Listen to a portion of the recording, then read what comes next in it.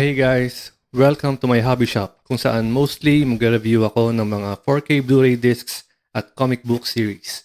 For this episode, re-reviewin ko ang isa sa mga all-time classic events ng Marvel Comics, ang Infinity Saga or sometimes known as the Infinity Trilogy.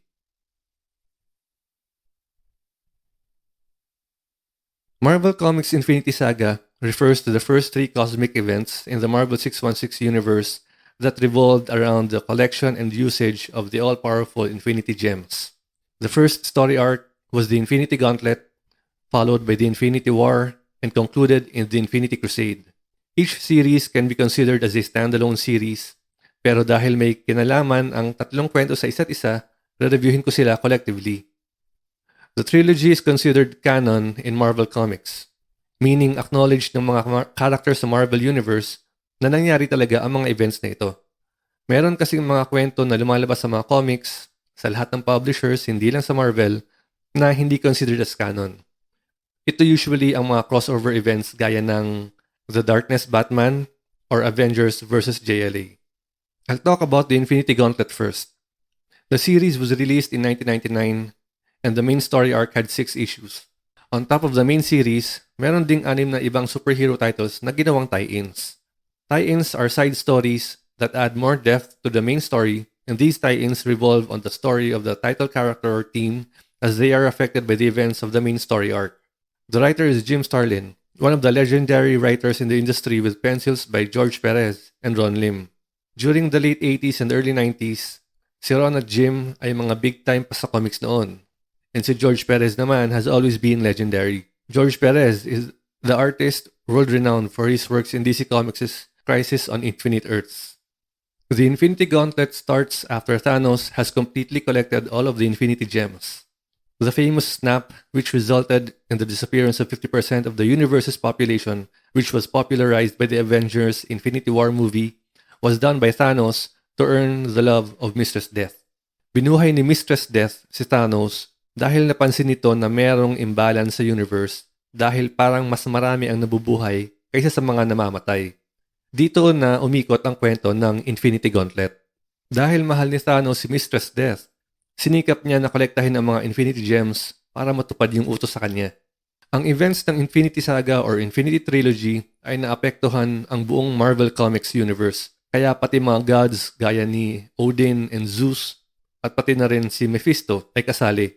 This series started with Thanos being the central character, but it soon evolved to having Adam Warlock becoming the main character to which the succeeding 2 Infinity series were anchored to. For those who are not familiar with the character, si Adam Warlock ay resulta ng isang project ng grupong tinatawag na Beehive, at ang project ay to create the perfect human being. Si Adam Warlock ang resulta ng project na yun. The entire 6 issues revolved on the effects of Thanos using the Infinity Gauntlet, kung ano ang epekto at sino-sinong entities ang naapektuhan, yung criticality ng character ni Adam Warlock, and ultimately, kung paano na ibalik sa dating sitwasyon ang Marvel Universe. The Infinity War was released a year after the Infinity Gauntlet. Though it can be taken as a standalone series, it is actually a continuation of the first one. The main series has 6 total issues, but there are 18 other titles that were involved as tie-ins to the main story, adding a total of 46 separate comic book issues. The writer is Jim Starlin and the artist is Ron Lim, the same pair from Infinity Gauntlet. The story of the Infinity War brings back 2 of the main characters of Gauntlet, Thanos and Adam Warlock, and introduces a new villain character, the Magus. During the Infinity Gauntlet affair, something happened to Warlock that caused his good and evil personalities to be removed from his being. Hindi ko na ikukwento ang details para hindi maging spoiler. Yung evil side ni Warlock ay naging sarili niyang living entity at ang pangalan niya ay Magus. So basically si Magus ay si Adam Warlock din, pero yung pure evil aspect lang mismo. The Infinity War series tells the story of how the Magus desired universal conquest and defeating Warlock and Thanos, and how the most powerful heroes of Earth and the most powerful cosmic beings played a part in controlling and defeating Magus in the end. I bought the first issue of the Infinity War back in the early 90s without knowing that there was the Gauntlet series before it. Actually, wala akong idea talaga kung ano yung Infinity War. Pero binili ko lang dahil sa cover na, honestly, is one of the best looking comic book cover in history, in my opinion. Makikita nyo naman dito, wrap-around cover na halos lahat ng sikat ng superheroes nung panahon na yon ay kasama. Sino ba naman ang hindi maiengganyo bilhin to? Infinity War also brings back some of the more famous cosmic beings from Gauntlet, like Eternity, Galactus, and the Living Tribunal, plus adding some new ones like Kang the Conqueror. All in all, Infinity War will have the same feel as Gauntlet in terms of storytelling, scope, and art, just with a new storyline about the Magus. Ang Infinity Crusade ay nirelease isang taon din ang nakalipas matapos ang events ng Infinity War. As was before, the same creators and artists from Gauntlet and War were the ones who teamed up for Crusade. The series was released in 1993, has 6 main issues like the ones before, and it also has 14 titles as tie-ins, which brings a total of 38 additional issues to the main storyline. Again, one of the main characters in this series is Adam Warlock, but this time, the antagonist is his good self, called the Goddess. So sa Infinity War, ang antagonist ay ang masamang ugali ni Warlock na si Magus.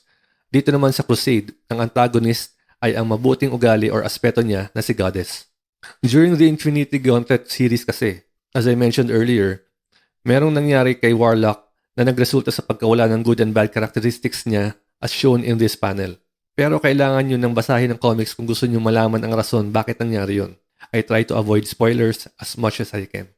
Kagaya sa Infinity War, lahat ng malakas na superhero teams at celestial entities ay kasama sa kwento. Andito ang The Watcher at si Mephisto ulit na merong bagong anyo sa isang panel ng comics na pinapakita ko dito.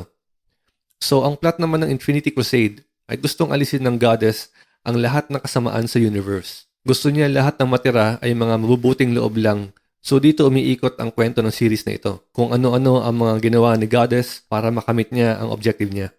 Overall, para sa trilogy na ito, ang rating ko ay 4 stars, which means okay na meron ka ng mga comics na ito sa collection mo.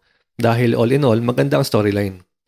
Pero kung iisa-isahin ko ang rating, bibigyan ko ng 4.5 stars ang Infinity Gauntlet, 4 stars ang Infinity War, and 3.5 stars lang itong Infinity Crusade.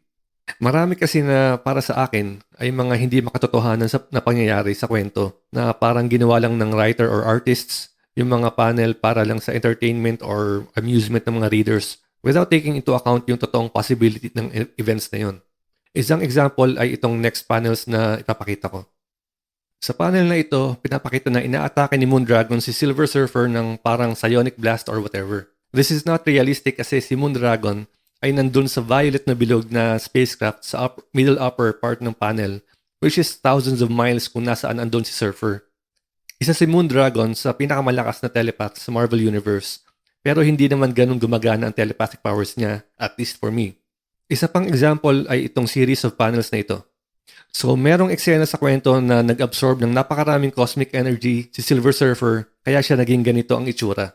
Ang plano ay gamitin ang lakas ni Surfer with all the absorbed energy para atakihin ang kalaban nila.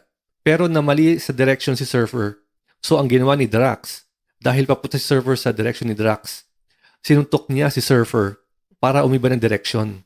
Then mali pa rin pala. So si Hulk naman, binatuhan niya ng isang asteroids ulit si Surfer para ultimately maging tama ang direction and trajectory nito.